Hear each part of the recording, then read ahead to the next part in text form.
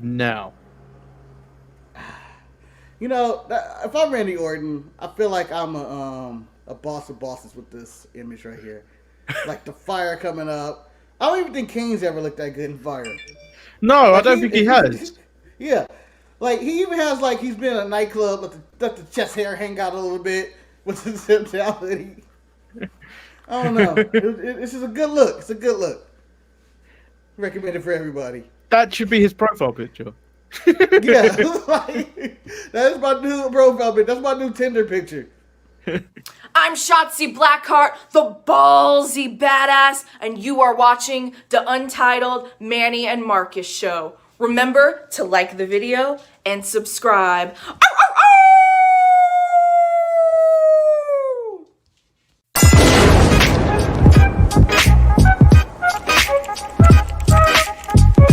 Hey! Oh, Check out the Marcus head, man. He should. I hate you both right now. You guys are ridiculous.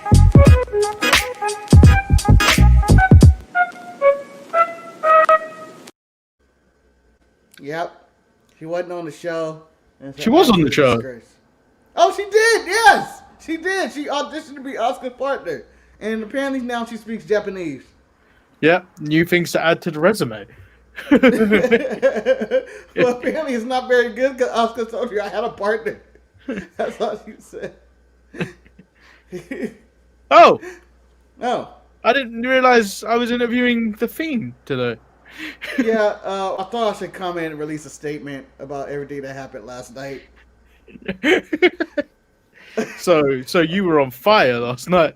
I was on fire. The match was lit. You know, but I think at the end of the day, I'm going to say the better man won. And I have learned my lessons not to fuck with Randy Orton. I have officially learned my lesson. Look at my skin. I am black now. What happened? I went into the match with White Man, came back charcoaled up. And I should have went with a different strategy. I should have just came in with some lighters and tried to light him up. And I don't even know how I got to this point. What kind of injuries are you currently holding? Other than just what kind of burns have you got? I got second, third, and 8th degree burns. 8th degree burns. What? 8th degree burn. 8th degree, yeah. My penis has been burned off as well. I noticed my penis was on fire the moment I ran into the ring. I probably should have stopped, drop, and roll. I mean, they tell you to stop, drop, and roll all the time. I stopped, dropped, and roll right away, but I got into the ring. I probably shouldn't have did that. And unconscious, I ended up in an RKO, and I didn't think that would happen. I never thought anything like that would happen to me. And then being unconscious, I believe Randy Orton continued to light me ablaze. I have no memory of this. As you saw, I was really stiff. I couldn't move. And I was lit ablaze again. And I think it happened twice the same night. So I'm happy to see that you're whilst still suffering from your loss and burns from last night. You're in the festive spirit. Yes, the holidays coming. I still have kids. Not the best thing when you come home and you smell like, and you're thinking that your wife has burnt the dinner, but then it's just you. You realize it's you, not the food. And my kids are probably never going to overcome this. But you know, the holidays are here. We're gonna treat this like this is a normal day. We're gonna go outside. We're gonna go, put ornaments under the tree and prepare for the holidays. Oh, it's interesting that you live a very normal life, Mr. Fiend. I try to keep it normal. I try. You know, some of that stuff is just for TV. You're not who they portray you to be on TV. You know, at times, you know, I'm going to be out there again. I'm going to make it my return. Alexa hasn't called me. I don't know why she isn't returning my phone calls. Maybe because she thinks I'm dead. And she has full reigns of the Firefly Hun House. But no, I plan on being back and going back at 100% next year. and I'm gonna fuck with somebody else. I'm gonna stay at the level of the Miz and stuff in the mid card. No longer the main eventers because I can't handle that smoke, literally and figuratively. Please. So it's interesting that you've also changed my background and everything. So clearly, this interview. Did you go to hell, or do you live in hell? What's going on here? I'm impervious to fire now. It's kind of like the character Doomsday from Superman. You can't kill me the same way twice. So I just want to let everybody know that fire is scary, but I'm not traumatized by the event. I'm already seeking therapeutic classes. I remember trying to, I was going to fry me a bologna sandwich last night. And I turned on the stove. It's a gas stove. The fire came up. I shivered in fear for a little bit. My lovely wife at the time consoled me, and we made the fried bologna sandwich together, but I still didn't realize I had no feeling in my right or left hand. I think I'm blind in one eye as well. Okay, Mr. Fiend. So thanks for this impromptu interview. No We're going to go to Anytime. commercial break. We go to commercial break, and hopefully Marcus will reappear. Yeah, I have one more thing to say. Oh, okay. One thing. I just want to say that Trump didn't lose the election, and we will persevere. We're going to come do this. That's it. Right.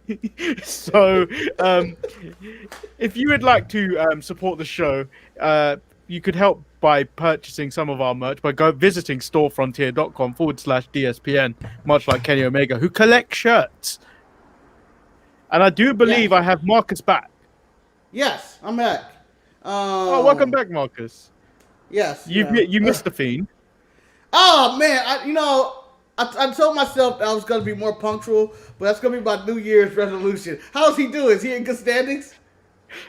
He's suffering from 8-degree burns, which I learned is when you get your penis burned off, which I didn't realize was a thing. Yeah. Yep, science. That's what the doctor. And then I also learned that the Fiend is a Trump supporter. I would never see that coming. I thought he would. But then again, he is kind of insane and demented. It does make sense. But it's not going to bode well for him now that he's probably burnt to a crisp and a person of a darker skin color. I'm just saying. They're not going to welcome him in. So, like 6 minutes of shenanigans. Well, this is what people come in for the show for. An impromptu interview with the Fiend. Like, who knew? Who knew we had such pull? I mean, that was a lot of money we spent on that one. But that wasn't even cameo money. I'm sure the Fiend's going to have to answer to the real demon Vince McMahon for doing that. Yeah. What are you doing? I need to pay my medical bills. Okay. No one put me out. I was on fire and no one put me out. I am suing all of y'all. Y'all knew what he was going to do. So we have reached 8 minutes and we haven't even done the intro to the show.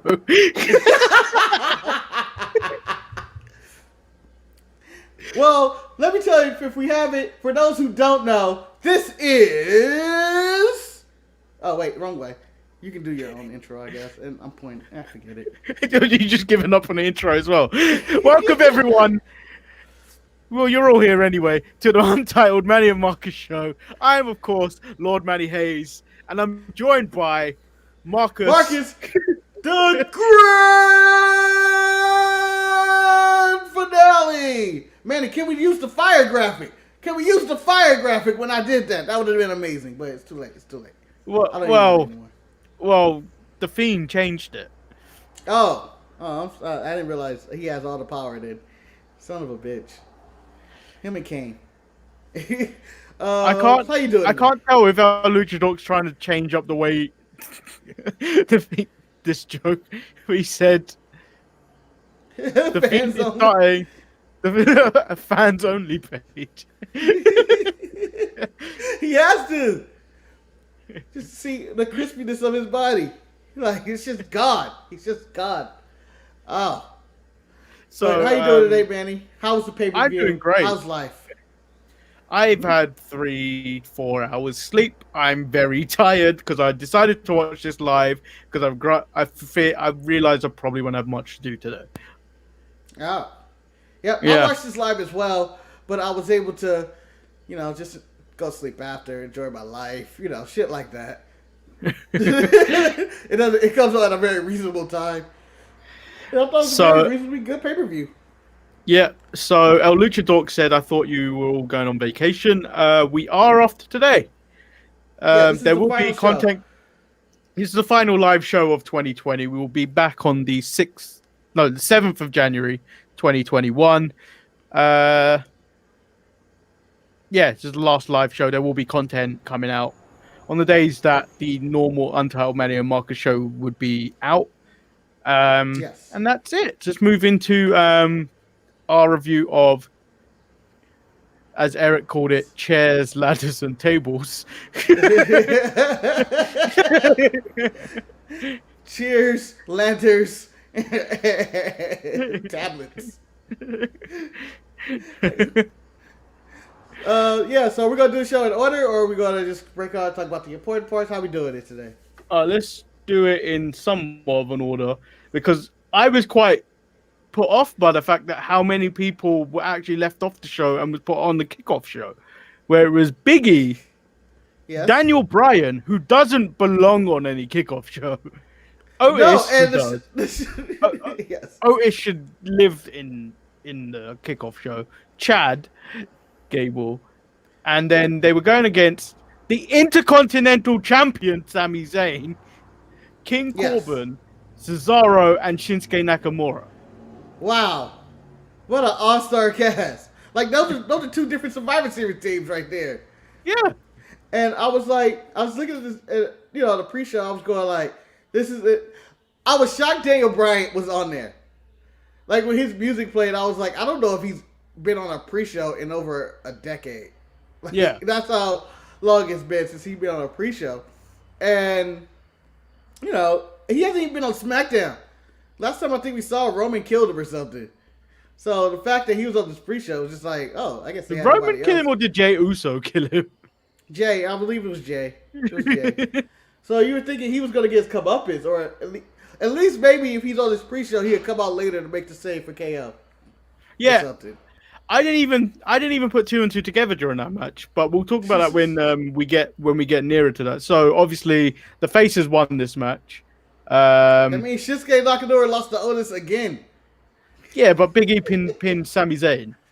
Yeah, I know. That was the point. That was the point of this match. And it led to a backstage kind of thing later on in the night where the audio of Sami Zayn ripping into the backstage hand was leaked by Kayla Braxton. Yes. Again, stirring up shit. Kayla's always be stirring up shit. Oh, I enjoyed this. It was a play, I think, on the Tom Cruise leaked audio of him cursing out the staff member who was refusing to follow COVID protocol. I still say he was justified. And if He's justified. He's justified. Fuck that guy. Everything he said was 100% true. Think how many people are actually on that set that if they had it, they could have infected. Yeah. And the fact that, he is the producer and he's trying to get the show. He's trying not to get shut down.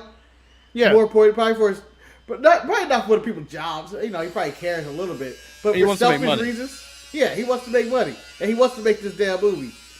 And so... so you've clearly got Chainsaw Charlie going on in the background. Yeah, and I'm... like, why? Why? Just take the holidays off. There's nothing happening today. But, back to this. I enjoyed the leaked audio of Sami. It made it look more... It made it look more like he was really saying something worse than what he was saying. I mean, he was saying some hateful shit or whatnot, but just the audio of someone talking and them showing random images of that person makes it... It always sounds worse. And then we learn that Sami Zayn will be defending his Intercontinental Championship against Big E on this week's SmackDown. Christmas Day. Yeah. He gets the Intercontinental Championship match. So what's interesting about this is it's clearly been taped. Yeah. Yeah. Have they taped them all already, or are they going to tape them like tonight after Raw or something? I presume they're probably taping them either tonight or tomorrow, so they can all spend time with their families. Yeah. Yeah, I'm thinking that as well. Yeah, so we move into the first match of the card, which was the WWE Champion Drew McIntyre against AJ Styles in a TLC match, which turned into a triple threat match. How did you feel about this match, Marcus? I thought it was solid. It was a solid solid TLC match. I like the use of almost that he barely has anything to do with anything, but he did get involved when he got involved. The triple threat aspect for it, I feel like made it actually more interesting for me because of the fact that it was like, oh, the Miz could win this one. I put more drama because I didn't feel Drew was losing no matter what. Well, like that, I never had that. I never felt Drew was in danger until the Miz actually cashed in. So when you speak of the Miz cashing in, this is the second time he's done the most stupidest thing ever. So it was a few weeks ago when Miz and AJ were trying to help him cash in, and then he was all confused and everything, like a little bitch, and then missed the opportunity. And then once again,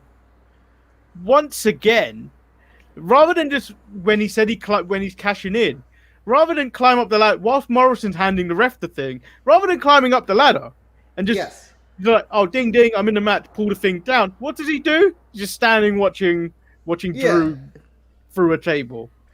He's confirming that that Drew's down instead of he should have been up there already. You should have been up there and you should have had it in your hand. I wouldn't cash the briefcase in until I've had the title in my hand. And then say, I'm cashing the title.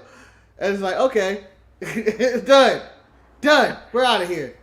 Although this was quite interesting because this may be the first time a cash-in has happened during a gimmick match. And I was always under the impression that he could have just pinned Drew at that point and then left with the title. No. The announcers clarified that it has to be a triple threat TLC match. He clarified it, and I was like, maybe that's what they thought the rules were going to be. It was like, oh, maybe that's what the Miz is waiting for. If he cashes in, what are the implications of the rule? If I cash in this match, can I pin somebody, or do I have to climb up to get the title? He might be justified in that route. But how do you feel emotionally that the Miz failed his cash in? I don't care. I'm glad it's kind of over because it was dragging a lot. Like, you got to remember, it started with Otis trying to obtain the Money in the Bank. So like, I'm counting it from all that time where he was feuding with Otis for this. So that goes back to what? I'm presuming like September? Somewhere around there, yeah. Well, see, you went back to there. I went back all the way to the Money in the Bank match. This is almost a year ago when Otis won. And they were thinking about, the entire time Otis has it. But the entire time it's like, when is Otis going to cash in? Or how are we going to get this off of Otis? Well, because this is the wrong year to have this briefcase. Well, this is the thing. Like, I guess they gave it to The Miz to lose like this because someone like The Miz can bounce back. Mm-hmm. But like, realistically, you could have just left it on Otis and had him try and cash in on Roman, and Roman just beat the living shit out of him. Yeah, like he's already done with the steel steps. Yeah, just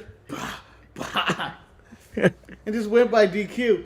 I was okay because I feel like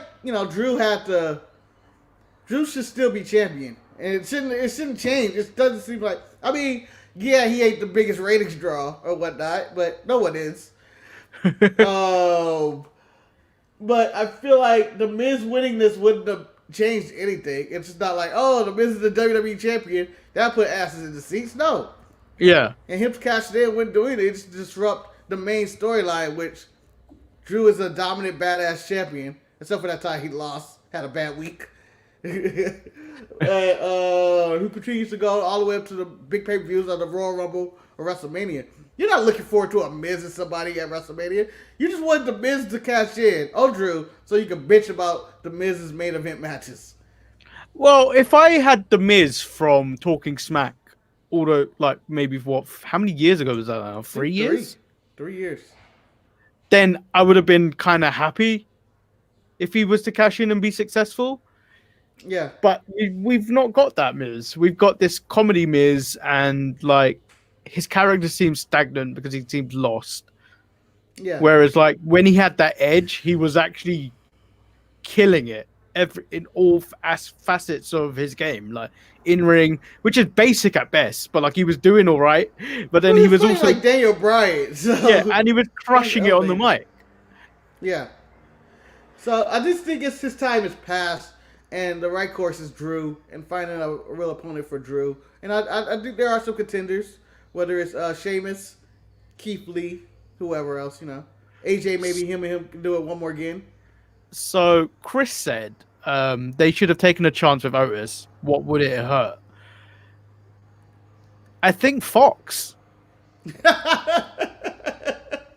I think that's what it is. I think it might have. I don't think Fox kind of wanted that either.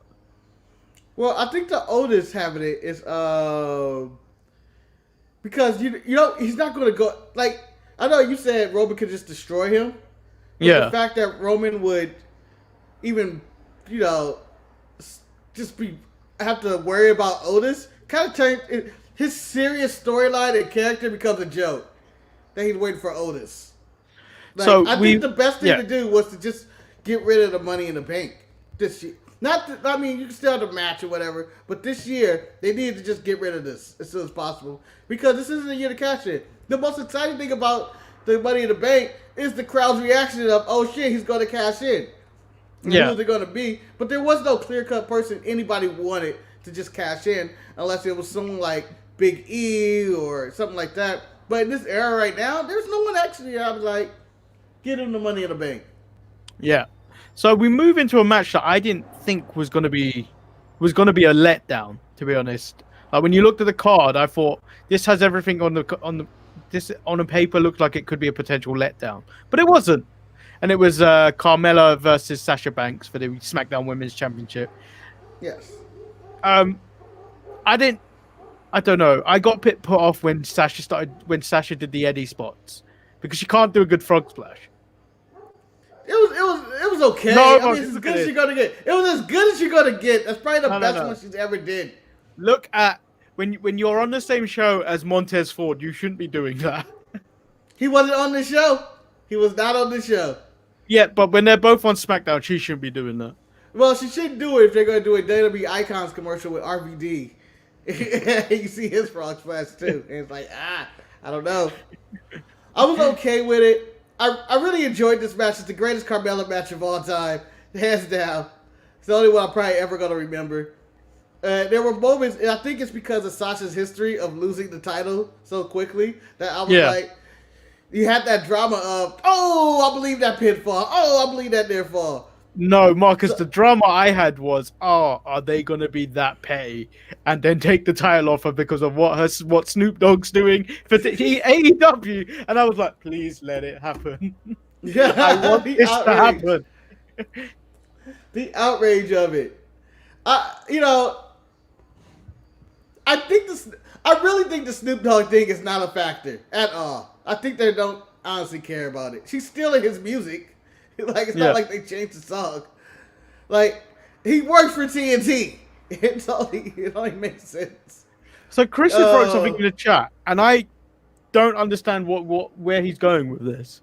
So I have just discovered that I like bread. Yeah, he's put an emoji of a banana. Banana bread? That's a dish. Maybe he likes banana bread. Maybe it is banana bread. Yeah. And he did ask the question, did you?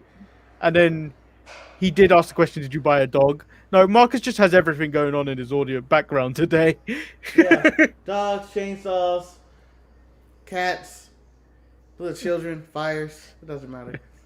But yeah, this was a good match. Carmella should have been DQ'd early on when Reginald decided to pull her out of that submission onto the outside. I believe that's a DQ. So, do you like that they've actually given him a name now? I do like the name Reginald. Reginald makes him sound distinguished, and it makes him sound so distinguished, like he's come from money, like serious money. Now, let's say you are Reginald, Reggie is what I'm going to call him. If you're Reggie, and this is how your, I guess, WWE career has started. Jesus. Do you think this is a good opportunity, or are you just like, this is my career right now? I have nowhere to go after this. Well, this is my plateau. I think it's leading to some point where he's having a match with someone. Someone's going to be in Sasha's corner at some point. Who? So Chris asks, is Reggie a wrestler? Well, he was last seen on NXT in Thatcher's Catch Can school for where he was made to look like a bitch, and he's been continuously made to look like a bitch every week on SmackDown for the last. I think that's how he got the job. Yeah, and then he got beat up again on this pay-per-view. But overall, good match. Well defended by Sasha. I'm assuming this isn't over with her and Carmella. No, I don't think I so. But like, I don't know what Carmella's excuse is. She lost clean. But the thing for me is this: I need Sasha to input more into this feud, because leading up to it wasn't much from Sasha. It was all Carmella speaking facts mostly. Yeah, and then Sasha just showing up. I would like them to move on. You could do this Bianca Bailey thing, and then have Bianca maybe go after Sasha at Rumble or something. Possibly, but I don't think Bianca's ready for that SmackDown Women's title yet. I think, in terms of when you think of them and their audience,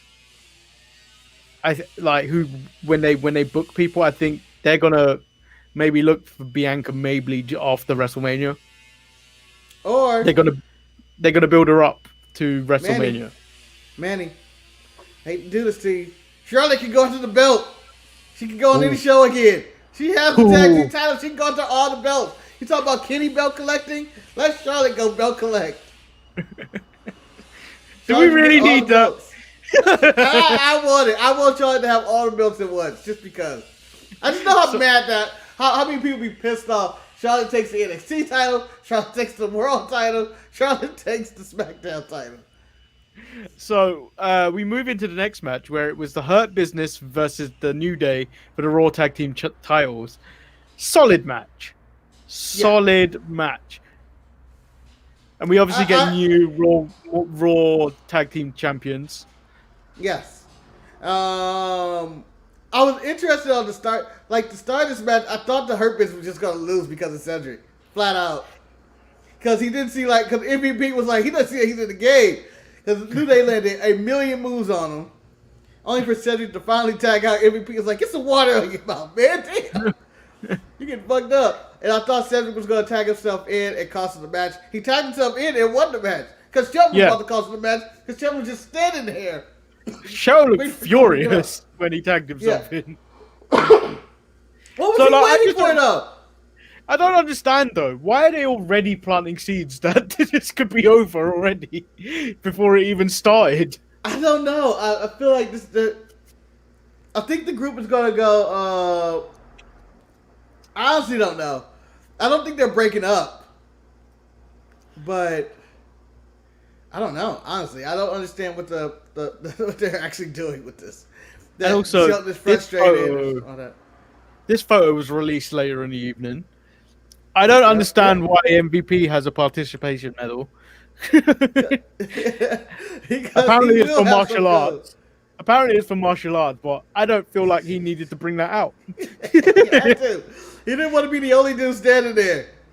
Like, what do you do? I'm here. That means MVP has to go to Drew, right? Go tie. Yeah, does this mean that he has to go at the Drew at some point, or what? Go full circle because Drew didn't want to have nothing to do with him. Yeah, I don't know, because they have all the Raw belts except for Drew's belt. Yeah, I feel like they can't beat around the bush of them saying we have all the belts. We need to go for all the belts. Like they're one away. They're one away. Unless MVP gets the 24/7 title, then they can be like, we're done. We're done, guys. Well, do you know what? Logically, Bobby should be in for a shot. But Bobby's probably going to have to lose to Riddle before he gets that shot, I'm presuming. Do you think Bobby's going to lose to Riddle? Yeah. I really hope they protect Bobby. I don't think he's going to lose to Riddle. I like Riddle. I think Riddle would be a solid champion, but I'm ready for Bobby to lose to somebody else. So, I was listening to something where someone said Vince McMahon likes Riddle, but he just doesn't understand Riddle. But he thinks everything Riddle does is funny, which for me kind of explains everything because like no, I don't understand why I like Riddle. Yeah, Riddle is if RVD smoked way too much. Literally, that's what. RVD was not a functional human being. It was just dude that smoked himself till his brains are completely scrambled. That's what Riddle is, and like his in-ring work is really good, and you know he makes me laugh. He's good. Just his delivery, he has good timing and delivery. So the next match was the Raw Women's Championship match between Asuka, but before we found out it was going to be Charlotte Flair, it could have been our girl, Billie Kay. She tried. She auditioned. She showed her the resume and everything else. Until she speaks Japanese. Asuka told her in Japanese that she has found a partner. Yeah. And then realized that Billie Kay had been lying about speaking Japanese because she didn't understand any of that. So yeah, we do learn it was Charlotte. Everyone kind of guessed that. Yeah. It was like the worst kept secret ever. Yeah. But I'm still, I was happy to see it. I thought it was a really solid match. I thought, everybody delivered. I don't know if I'm happy with Nia Jax and Shayna losing in general because that team was growing on me and I don't know what they do by themselves. Well, that's the main thing I don't like about this is obviously Asuka and Charlotte win, but naturally they are going to be bumping heads because like you saw it at the end of the match as well when they were holding the belts up. She peered at that Raw Women's title. Yeah. She made sure she looked at it. And I expect overall tonight we get Asuka versus Charlotte to have a match, only to have the match and then be interrupted by Shayna and Nia Jax. So we can get that rematch toward Raw. Probably. But do you see Charlotte appearing on other shows? Because I can see Asuka and Charlotte actually going to every show defending these titles. Yeah, I don't understand why they didn't do that with Nia and Shayna. Because they could have, but like it just seemed like they were concentrating on that Lana and Table feud. Lana's feud with the Table. And what does Lana fit in all this? Well, is she like their manager? I think Lana's been written off TV completely. So Like, when they discussed the injury, that almost sounded like, yeah, you could probably be out for about a month or two. So do they have no plan for Lana? I feel like they've been building Lana up for something, and then it's just like, oh, we're gonna push her. Yeah, it was almost absolutely for nothing. Yeah, I'm rooting for Lana to come back. She was growing on me. So these two right now, yes. who you getting them face on? Like, let's say SmackDown. On SmackDown, the team of who does SmackDown have? It's only the Riot Squad. Yeah. I couldn't even. And that's it. And Billie Kay's partner of the week. Yeah, Billie Kay, Natty, Billie Kay, Tamina, Billie Kay, and whoever they may call up. And then on NXT, there is Casey Express. Nah, man. I will accept the way. I will not accept the Casey Express. The Casey Express, the way. I know Dakota Kai is out, but Dakota and Raquel. Yeah. And even the Robert Stone brand, if they ever come back. Mercedes Martinez just disappeared on Retribution. She could always just go back up with Aaliyah. Oh, yeah. That could work. But, yeah, but they don't explore the possibilities. And then after this, they realize that this works. Just do it with the men. You can have the Street Profits or the New Day on or the Hurt Business on all your shows. And make money. Chris said Charlotte other shows. That would never happen. Wink. It was. There was a week where she did every show for 2 weeks. No, I think that look is a sarcastic look of Yeah. that hasn't happened. I think that's what that was. Did Mercedes Martinez get released? I don't think she did. She got kicked off the brand. She got kicked out of Retribution. You know who I think is going to be Billie Kay's partner? I don't know when she's going to be healthy again, but Chelsea would make the most sense. Yeah. She came back, got injured. They could always use her again with Billy Kay. I don't want to see that happen though. Why? I don't want anything good to happen to Zack Ryder now. Mimi Macadona? Zack Ryder Yeah. died. He died. I don't want anything good happening to him anymore. That was the worst use of anybody 5 days appearance in my life. Of Zack Ryder. Just saying. So for me, match of the night was Kevin Owens versus Roman Reigns. I don't know about you. Yeah. See, the reason why this match, I don't know. It might be a mix between. It is the match of the night. I don't even know. It's neither this or the Inferno match to me. It just had my interest and intrigue. But this was the overall match of the night because it had drama, and the match itself was warranted. The table, ladders, and chairs. The Jey Uso interference from right off the bat. Did not give a fuck about any rules. Was like, Yeah. we're gonna win this together. But it was Which is the main reason there's going to be a cage match this Friday as well. Yeah, that he was out of control. But KO in this match took an ass whooping, kept on, and Roman again wins another pay-per-view match with a nut shot. But it had that real drama though. KO's right there. He might do it. Oh, no. So But my it was joke good. in the mid-card mess kind of fell flat because I don't think people understood it. Because Okay, I don't feel like that. I don't feel like that many people have a fine palate. Here we go, man. Now I have to. Go ahead. Say the joke. So, the head of the table's favorite dish. What is it? I don't know, Manny. What is it? Coq au vin. See, I don't even know what that is. It's chicken. Oh, I don't know. But because it sounds like a dick. Coq au vin. Yeah. I get it, but I don't know. I didn't know that was a dish.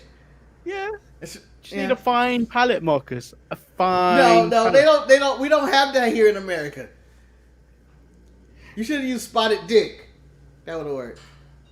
Spotted dick would have been the one that.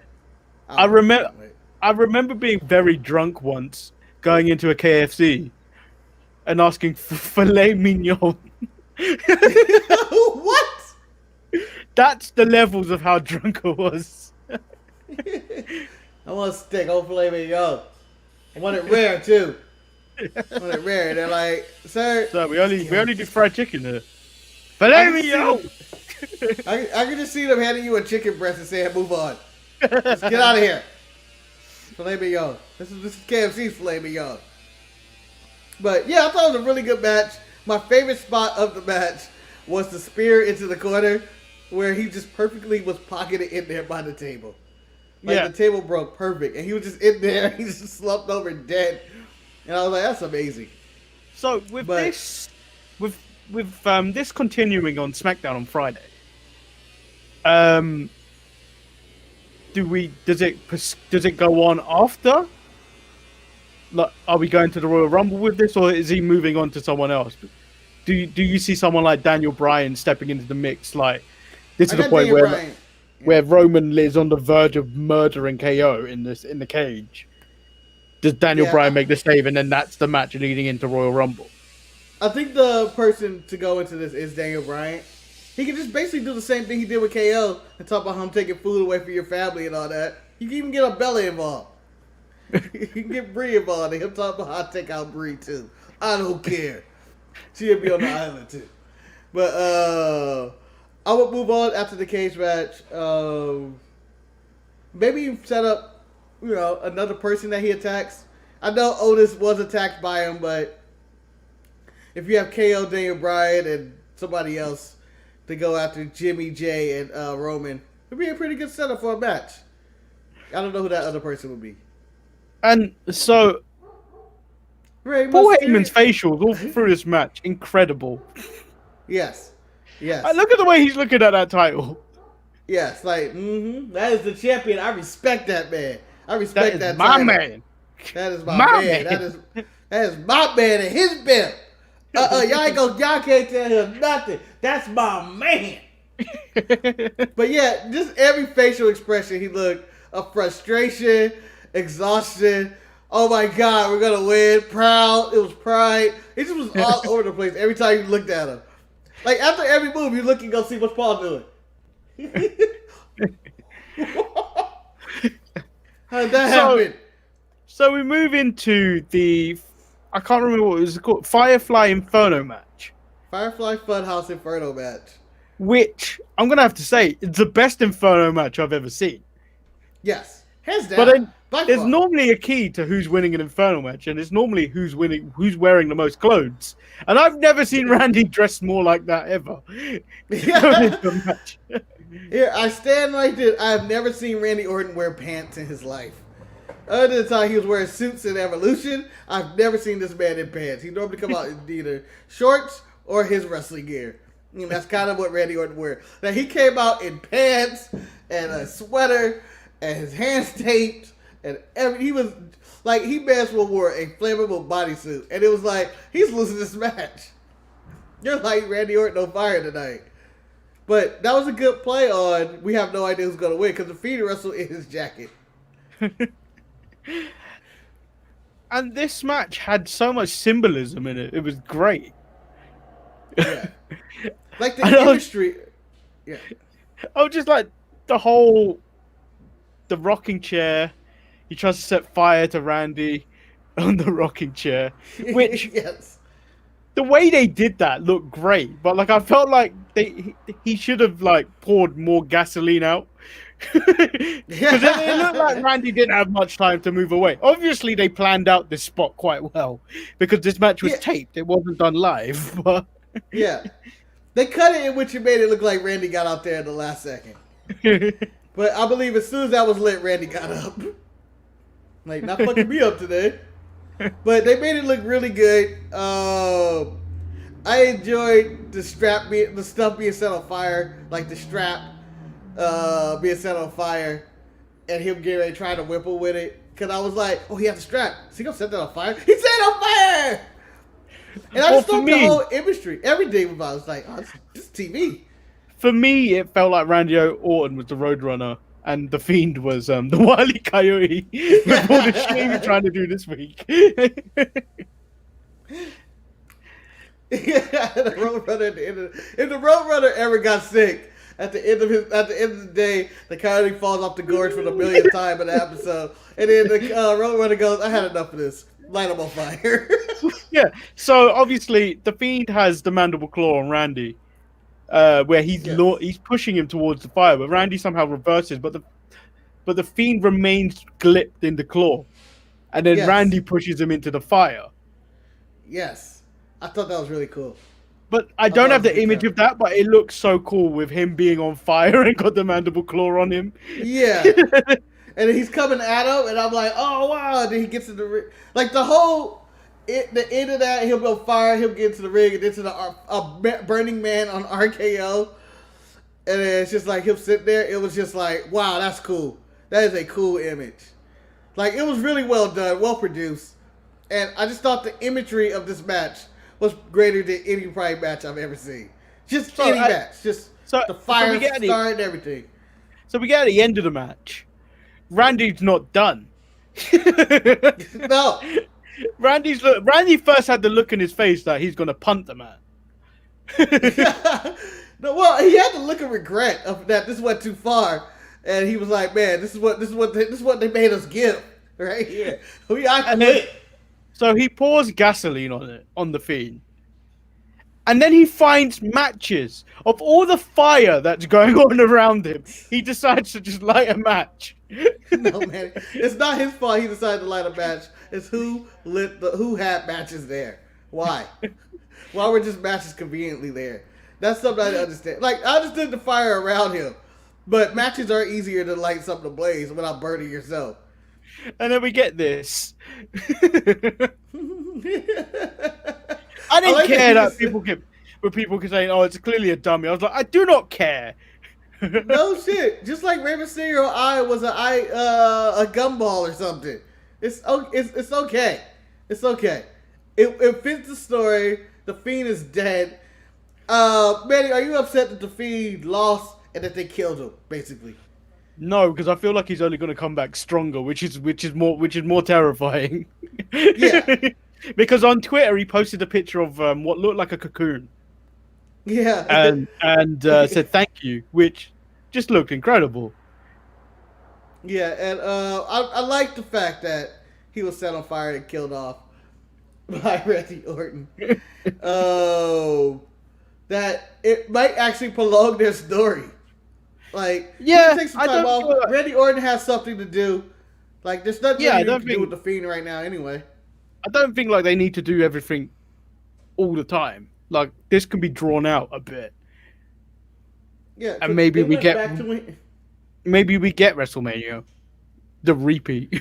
yeah, or even you can wait. You can even go years down the line. You don't have to go right away because they did the burning of the house like 2 years ago or whatever. Yeah. Then you get this one, and then every now and then it always cycles back to Randy versus Bray, and it can be one of those rivalries that just you come back to over and over again, just back and forth. Like, remember when I told you burnt my house, burnt me up, and all that. And, one day the Fiend's gonna get his comeuppance on that man.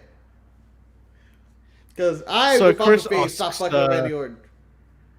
So Randy gets arrested for arson? I don't think he does. Well, because he's on camera burning a house, so clearly he has ways or knows people in powerful positions. Yeah, well, no charges were filed on him that day. Why did he sniff the gasoline, Chris? Because it got him high to commit the murder. Eric also answered it. He sniffed it because he needs an alibi. Because he committed murder.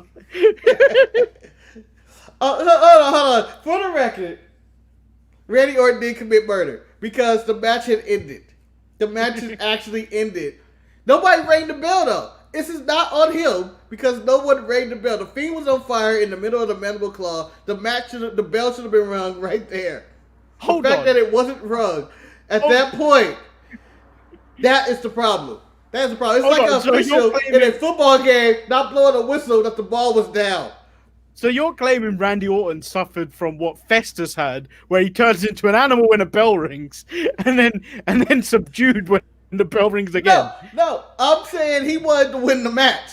And the only way to win the match is you set your opponent on fire. And So you're Randy telling me he didn't think that was enough? No. Apparently he thought the official didn't think it enough because they never rang the bell. No one declared him the winner. No one got on there and said he is the winner. I don't even know. No one declared he was the winner. So by him getting into the ring and being able to RKO, and he's still looking for the bell, no bell happened. You get kind of frustrated. It's like, well, I gotta write this motherfucker on fire then. So he lit him on fire, burned him alive. Still no bell rang. And then Randy said, all right, enough's enough. Y'all fools are crazy. I don't know what y'all want. So I'm still waiting for the call. They still haven't declared Randy Orton the winner of the match. So if someone even comes at him with murder, no, he was following the rules of a wrestling match. That both men had signed the contract. It is on the officials for not ringing the bell. And also, if it's not on the officials for not blowing the whistle that the ball was down. Marcus, So I you're believe good no about it. one was in. Everyone dipped. No one was there. There was no ring announcers. There was no referee. No, Joe and them were there. I don't know if they were at ringside. No, they I weren't remember- because they put all the fire things around ringside. I remember them on commentators like, Randy, you don't have to do this. Randy! Randy! You don't have to go this far. So I have fun with this. I'm going to say it might be my favorite cinematic match I've seen this year. Of all the cinematic matches. Because it's Really? a cinematic match. Over the boneyard, over the This might beat- over the I think this beat the psychedelic Boneyard. Firefly Funhouse match.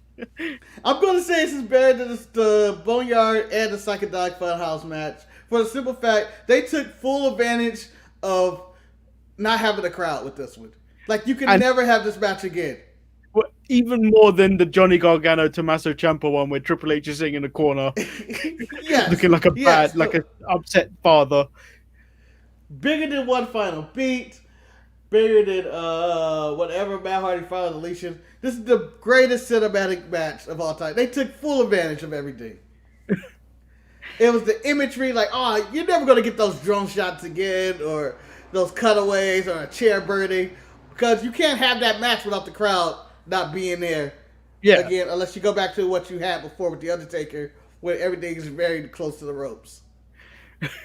So overall, I thought this show was really fun. Like, I think when I was watching it, so obviously for me, it's midnight when this show started. And then it got to about 2:30 in the morning where the Roman match just finished, and I was just like, this is kind of just flown by. Like, I was like, it's rare for a WWE pay-per-view to feel like that. Yeah, I'm gonna say this might be this is one of the top shows of the year, I think, for any wrestling promotion. So like, I stand by. There was nothing I can go bad. I would say there wasn't really any proper stinkers in this match. I would say the Sasha and Carmella was probably like my least favorite match of the night. But like it wasn't. So you rate like Nia Jax match higher? Yeah, but like I don't feel like it was shit. The Carmella and Sasha. I don't think it was shit. I just didn't think it was. It was average, but because I know you could probably get better from Sasha Banks, but I feel like this is probably going to go on. They literally pushed Carmella to her limit of her wrestling ability. Like, she was clearly out of moves. When you start doing the pity pat on the back, like, I'm clearly out of moves. She looked like she was putting out a fiend on fire when she at one point when she was hitting Sasha Banks in the match. She was clearly out of moves. Like, why are you kicking out?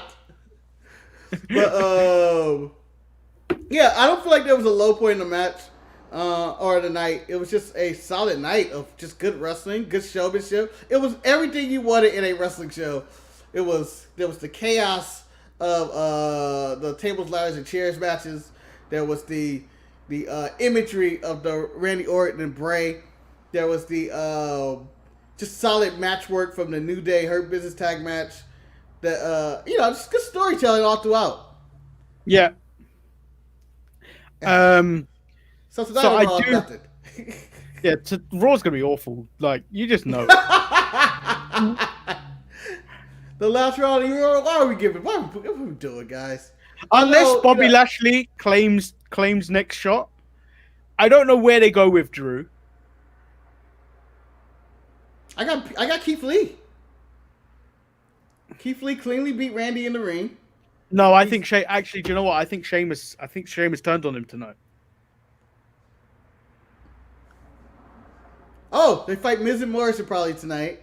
Yeah, and then Sheamus will turn on him tonight. Maybe it's Miz, Morrison, AJ against Drew, Sheamus, and maybe another person, whoever. Keith Lee, probably. Keith Lee, yeah. And then Sheamus with the turn? Or Keith I Lee think with Sheamus. the turn? I think Sheamus is turning. I don't think they would turn Keith Lee this early. Why not? He ain't doing shit. Stop fucking with me! I can see him doing it. Stop fucking with me! So I do have an email from Chris. Well, how did we get an email? There was no more show. So he kicks it off with first things first. Gonna miss you all during the vacation. Well, Chris, we're still posting videos. It's just they're not going to be live. Oh God, face! It just fell off. Yowie wowie. Yeah. So what I might do is put them on Premiere. So there'll be a live chat, and I may dip in and out during those. So if you want to have a conversation, be in the live chat, we put it there. I'll put them out normally the same time as the show. So quick story. Last night in the store, a customer walked in dressed as the construction worker from the Lego movie. Why? Full I on believe mask. that's his job. It has to be his job, right? He's just out there doing community service. Full on mask, bright orange vest, and Lego hands. Wow. Then it Never mind happened. then. Never mind. Then it happened. A Karen conversation. She walked up to him and asked, was he? He explained the movie. She said, "Oh, I'm too old to know anything about that." Then she dug into him. "Are you an employee? You shouldn't really be dressed like this around the public." He said no. She continued, "Well, I'm telling you that get up won't protect you from the virus, but I'm sure you already know that." He turned to his friend and said, "Oh no, it's one of these." First of all, I don't think you could do that because that just riles them up even more. Yeah. Look at those people. She walked away. In closing, I repeat, we need to start disinfecting these Karens. P.S. You should get Shotzi to wear your merch. Also, Manny, you're now my number 2 in UK podcasters. Until next time, I remember convinced Raw is garbage. Okay. What you in that with? I don't know why he ended it that way. Just started convinced Raw is garbage. I'm Wait, sure what? he meant I remain convinced Raw is garbage. Oh, okay. Well then. So, Chris, we have warned you about disinfecting people. It won't end up well. You are, I believe, a person of color. They will claim you're doing a biological attack, and you will find yourself in a prison cell. So I do not advise you doing any of that. No, you will be shot. I'm holding a Lysol can. Bah! Justification for the gunshot. Chris said he yeah. wouldn't last in prison. I don't think many of us would. I would last, but I'll be somebody's bitch real quick. I don't give a fuck. I tell people I did my time, but I'll be somebody's bitch in jail and tell everybody that I did my time. I was a fucking beast. But I forgot what I was gonna say. For admitting to being a bitch in prison. But damn. Oh, Raw comes on tonight. There's no show for the rest of the week, as we've stated multiple times. But do you think this is a really bounce back episode of Raw since the lowest rating ever, and that they're gonna put out a new edgier product, or they're gonna really try to make it a better show? Wow. So they complained. So allegedly, the USA Network complained. Okay, someone already reported, and this is from I believe the same source that said that they were furious. Dave Meltzer, Yeah. has come out and said no one at USA was actually upset with WWE. They were just disappointed about the ratings. So I don't know about edgier content and stuff like that. I just believe they're aware of the problem. They said these are the same people that said we're not giving you what you want. We're going to start giving you what you want. But I don't know if the fans know what they want. Currently, the fans want Miz is the champion right now because they wanted him to cash in. I think that's kind of what they wanted last night. It changes. They want Charlotte Flair to relinquish the title and her career and her legacy. Maybe only go by Charlotte, no longer the Flair. Who's H? Holla at you later. I think that's what that means. Yeah. Oh wait, HL. Oh, Hot Lesbian Action is coming back. Hot Lesbian Action. I don't know if you may have missed that era of wrestling when Eric Bischoff brought up the lesbians and they were just out in the ring and they were making out. I don't think they're gonna go. I don't think they're going that direction. I don't know what direction they can go into to make the fans happy. I don't care anymore. Bobby Lashley, Brock Lesnar, put them in the ring. Have put asses in the seat no matter what. I don't think Brock's coming back. He will one day. That money is good. CM Punk shows up on Raw. That would make some interest, but I doubt. Yeah, I doubt that too. The return of John Cena on Monday Night Raw, just to go out there and be like, "Hey guys, I'm John Cena." Eric I don't understand why he couldn't. Eric will be desensitized to the hot lesbian action on Monday Night Raw, considering that he's already probably watching some hot lesbian action on his computer right now. Can't Just get remember, through it he all. knows his girls. Yeah. He knows his He's girls. like, he knows his girls. He don't care about that cinematic shit that we get on Raw. To be fair, softcore stuff. Eric is hardcore. He knee deep in it. we've said that joke twice now of he knows his girls. That is actually a preview to what happens on the greatest wrestling quiz ever. Which is basically almost a recap of the year of 2020. I mean, not basically, it is. Just and so, just a few updates of what's going on the channel. This Thursday will be part 1 of the DSPN Tag Team Classic. And then on Saturday, it will be the first part of the greatest wrestling quiz ever. Tuesday will be the second part of the DSPN Classic, Tag Team Classic. And then Thursday, the following Thursday will be the final part to the DSPN greatest wrestling quiz ever. Yes. So the Fiend has left his face behind.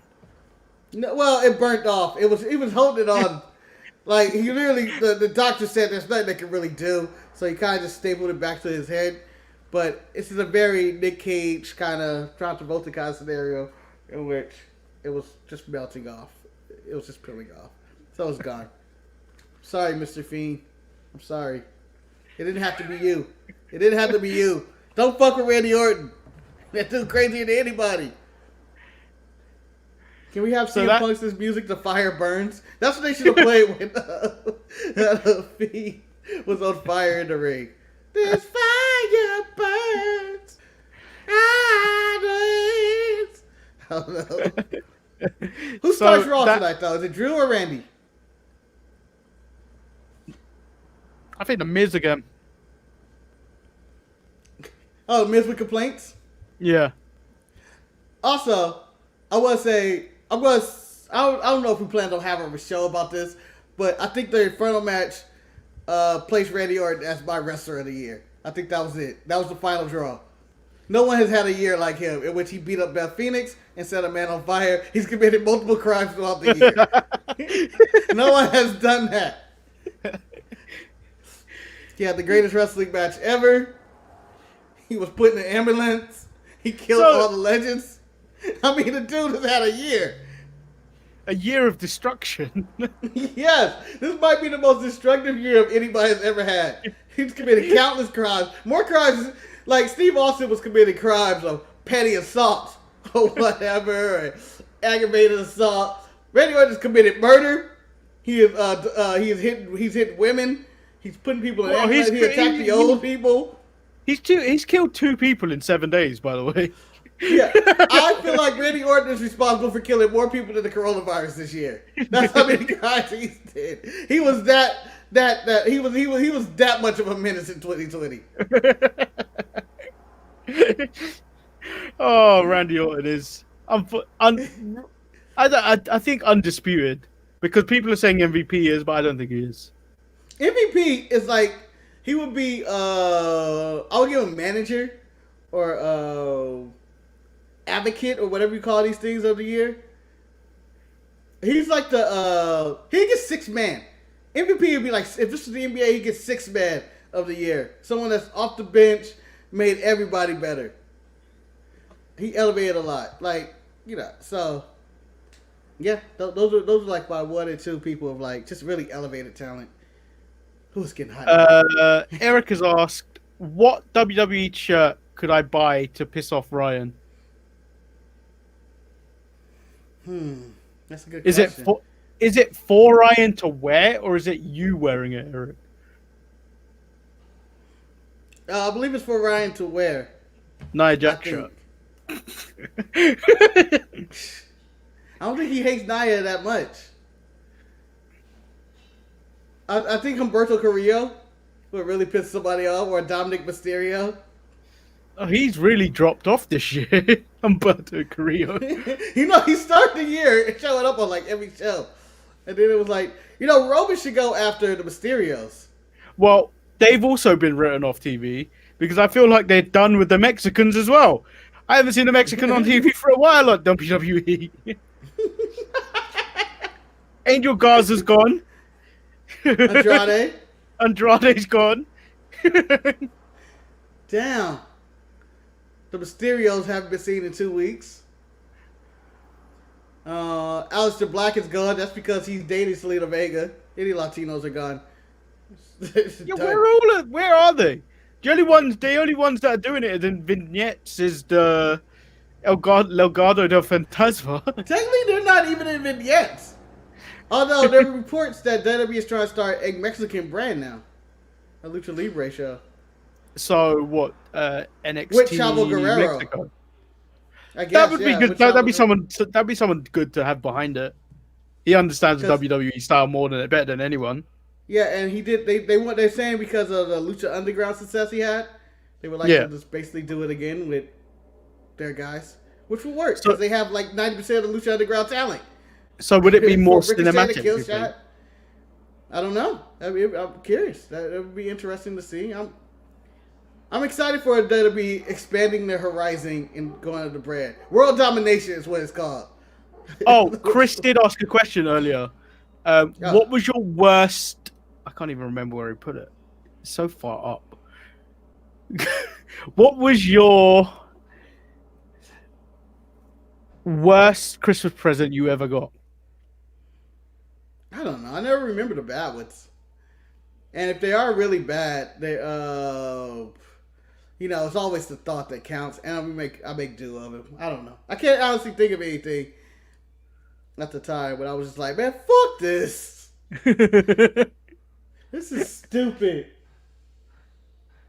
Nah, I can't think of anything, to be honest. Well, I think as I've got older, I feel like I kind of remembered like a lot of people are working like the bare minimum wage. So like if someone bought you like a £10 or $10 gift, they've probably had to work like an hour or two to pay for that. Yeah. So just be mindful of that. Yeah, it'd probably be some bad video game or something that I didn't really like. I can't remember. It's probably something along those lines, but I honestly can't remember. I'm sure there are tons of bad gifts. Maybe a sweater that didn't fit or something like that. Yeah, I think I've but it's not that I'll be ever going like, oh, this is. What were you thinking? You got me a piano key. Not even a piano, just use a piano. Well, I do get a lot of gifts where it's just stuff that I would never use. Like, there's certain aftershaves I get given and I never use them. And it's just like, I have a particular scent and that's it. I stick with it. It works for me. There's no point changing it up. This smells like Manny. That's the only way this could work. Don't change it up. So I don't really know. I don't really have one. I'm sorry this isn't the most exciting answer. Okay. I really wish there was something that actually offended me when I was like, oh, a swastika. Thank you. Have you ever been given a wrestling-related Christmas present? I'm going to say no. No. See, I have, and I rank it as probably one of my best Christmas presents I've ever been given. Because back in the day, WWE merch was quite hard. WWF merch was quite hard to come by unless you ordered directly from the States, which you have to face those nasty import taxes and obviously the shipping. So I remember good old QVC in the UK. Oh, they're the best. They're the best brand. One of my life goals is to host a QVC show and sell some shit. Just because with 5 ED Flex payments, you can get this. Would you be telling me like Don West? I would put my heart and soul to say, even if it was a stick of broccoli. Like, this is the best broccoli ever. You ain't never seen. Check that out. Check out that broccoli. Look at that green color. No broccoli has that green color. Ever. So, obviously, back in the day, I wanted a Austin 316 shirt. Mm-hmm. I didn't get that shirt because obviously they didn't have it at that time, and they have obviously moved on from that type of merch.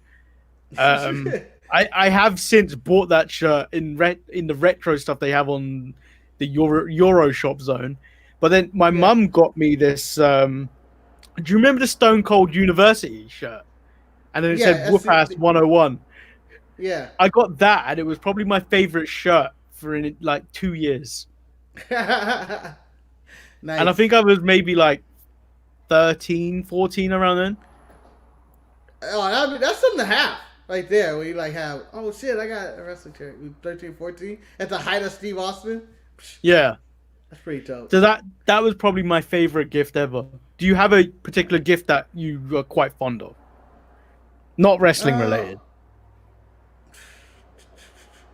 I mean, I guess there's a few, but they all gotta go. I don't know.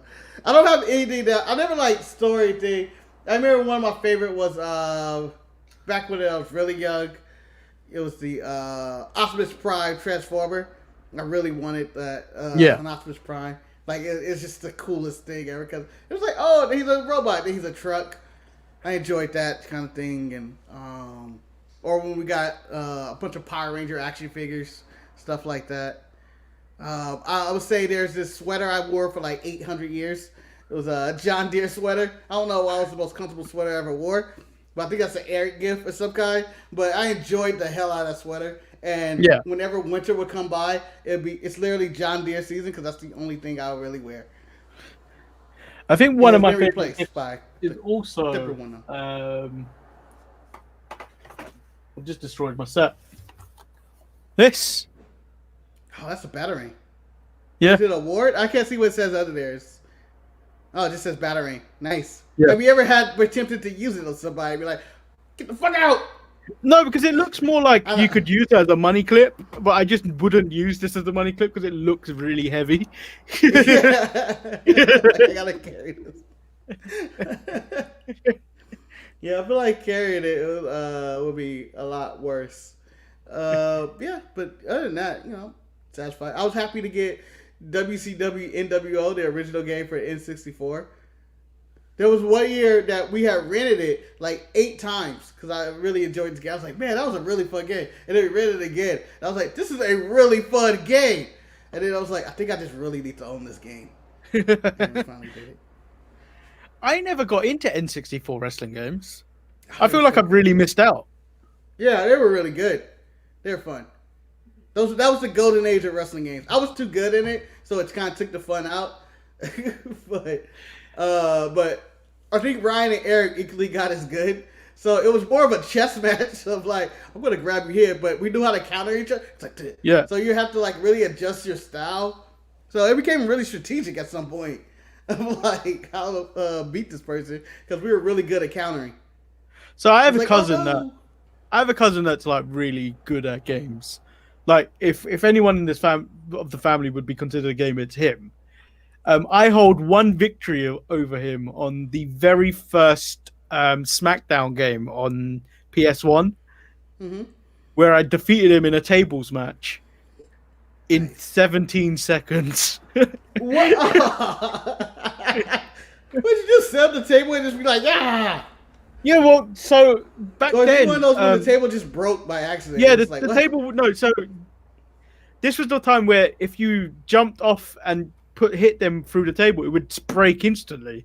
So I did that, and then they were like, "Oh yeah, it's over. You lost." I'm gonna tell you the most frustrated I've ever been in a wrestling game, and I want to say it was SmackDown Bring the Pain, and so it's me and Ryan going at it.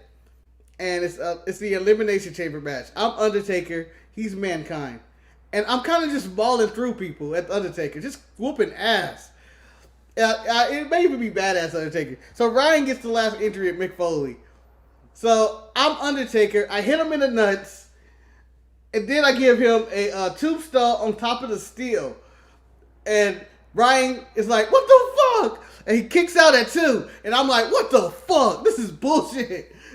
And so I continue to whoop his ass, and then all of a sudden he does one mandible claw on me, like randomly, and it's like the match is over, and I'm like, no! I went through everybody, And I had one move on him, and it was the most frustrating thing. So anyway, we would continue to wrestle Mick Foley versus Undertaker a million times, and I can never beat him. Any other iteration of wrestlers, I can beat him with, but I cannot beat Mick Foley. To the point where Bryan was breaking out new moves, and we were like, he can do that, he can do that, apparently. Mick Foley has a mule kick. And I was like, Mick Foley does not have a mule kick. It's bullshit. So just some of the gifts that people are talking about in the chat. Lucha Dog said he got a pair of Jordan 3s one year. That's it. Lucha Dog also said the wife he got him Mortal Kombat Arcade 1-Up last year. Oh. He's getting the NBA Jam Arcade 1-Up next year. I saw that. I saw the NBA Jam thing, and I was like, is this something I really would want? Like, it's a nice little arcade setup thing. But Yeah. how much will I actually play it? And I'm assuming Well, that's it's the thing. more of a display. Yeah, that's the thing. And it was like Eric said I always wanted to get Turbo Graphics or Neo Geo, but the truth is I would have hated them. Shit. I was always upset. It was Christmas time. Sega Saturn was coming out, and I was like, "Oh, it's a new wrestling game on Sega Saturn, and I can't play it because it's Saturn. I need Saturn, and I never needed that." Shrink out. No, so the awkward thing is, what was it? I always wanted a Game Gear. Oh, we had in that. the day. Yeah, back in the day, I always wanted a Game Gear. And my friend had one, and I proper rinsed out playing Survivor Series on that. And it was a terrible game. Yep. Like, low-key terrible game. I'm going to tell you, the Game Gear was the coolest console at the time when it came out. However, it had the worst games. Nothing was good on there. Well, it also took, I can't remember how many batteries it took up, but it was like, what, 8 AA's? Yeah. You got 4 on each side of the thing. And it was like, this is a brick. This is a waste of time. It is amazing, but it's a waste of time. Well, Like, so, it was such an upgrade over the Game Boy in the way it looked and felt and the graphics, but the Game Boy kicked its ass in the way it worked. Functionality. Thing is, the Game Boy kicked its ass, but like, think about how ahead of its time the Game Gear was. Because look at the Nintendo Switch. Yeah. Yep. And Eric's just mentioned the PSP, and I had that. My PSP aunt bought me that when I went over to New York for the summer. The PSP is the best looking mobile console of all time. The problem is it died. Little did I know, when I brought it over, I had the power outlet plugged into an adapter. I nearly set fire to the sofa because it exploded. Damn. Because I think you guys, I don't know how many what the voltage is out of your one, but ours is like 230. Let's go with that. Yeah. I don't honestly know. I don't think it's that much. I forget.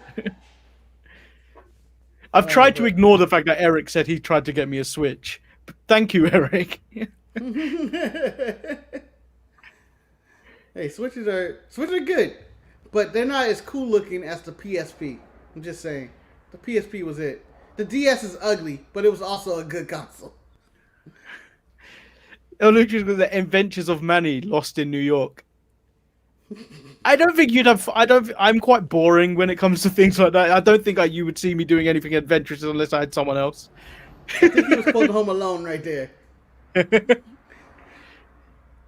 If we don't get the R-Truth 24/7 title in a Home Alone building this year, I'm really going to be upset. They need to do it. I feel like it's a money idea. Someone call Vince. You should have pitched that to R-Truth. Yeah. R-Truth has got Vince's ear. You know he has. There's no way that man has stayed in the company for so long. I can imagine Tozawa and Gulak and I don't know who. I guess Tozawa being Harry and Marv trying to get into the 24/7. Trying to get the 24/7 by going to the house. It just makes sense. You have it wrapped up. You can do the whole filthy animals thing. You can do all of this, and I feel like it would be amazing. Be better than anything anybody else does. But, fuck them. I'm going to message R-Truth. If he goes live, Hey, can you do Home Alone edition of the 24/7 title tonight? I know it's last minute. Are you gonna open it with, "Hey, R-Truth, I've started your skincare regime." I'd be believing every day with Vaseline all over my face. Yeah, I believe it in myself, man. I don't even know what it is. I don't even have to say I believe. I just know it. I just gotta know you believe. It's not about saying it. It's not about believing it. It's about just knowing that you believe. Yeah. This is gonna make you age timelessly. Well, that All right. I think we should call it a day. That is the end of the show. It's the end of the year for us. This is our final show. We're happy all of you stuck around with us. How are you going to wear another man's face? I don't know. Ask John Travolta and Nicolas Cage. They had a whole movie about it. I'm not going to lie. Get that. I'm not going to lie. I tried ending the show, but the moment you did that, it reminded me of my favorite bit of the American Office is when Dwight cuts off the face of the CPR doll and then wears it on his face, and then he's in a meeting at corporate. It's like, why did you cut off its face and wear it? I wanted to see if it was real or it had feelings. Remember that? Oh, good times. Let's end the show. Yeah. Let's end the show, damn it. So thank you for everyone sticking around with us since June. Thank you everybody who's been around us since the beginnings of way back, and even the start of this YouTube channel before they got titled. But everybody and their mamas. We really appreciate it because I posted out the nice comment we got the other day.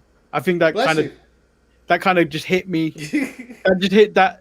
That comment hit me a little bit different because it was just like we made a difference in someone's lives, and I just don't think about it because like we just do all silly bollocks all the time. And I'm full of shit 90% of the time. Yeah, and just to think it made a difference in someone's day, it just popped me today. Yep, that's good. Manny's heart grew 3 sizes this year. Yeah, I'm obviously the Grinch. Yeah, you should go see a doctor about that, by the way. Yes, I think it's called a tumor. That's how the Grinch ends. Ooh, doctor said, yeah, it did, but you had to do surgery right away. It is not benign. So thank you, everyone. We wish you happy holidays, and I've been Lord Manny Hayes. He's been Marcus the Grand Finale. And for the people who are out there with chainsaws, the crying kids, the barking dogs, that crackhead that walked by and looked at my window right now, Merry Christmas. I'm sorry, I can't end the show without reading what Chris just said. Go ahead. So someone's pointed out someone should put out a search party for Wes, and then El Lucho said that. Said never mind, I vanquished him to the Phantom Zone, and then Chris said Wes and that other black from Maryland. Oh my God. Anyway, Erica sent me this, and this is the real reason why this fiend. Is that Randy and JoJo looking happy? It should have been my son, Fiend. Therefore, I had to kill you. Honestly, that should have been the thumbnail right there. And on that note, did you talk about the reason behind the burning? Yeah. Yeah. We didn't bring up JoJo. We did not bring up JoJo. No, we forgot. He's going to capture that ass. Yeah, he's going back.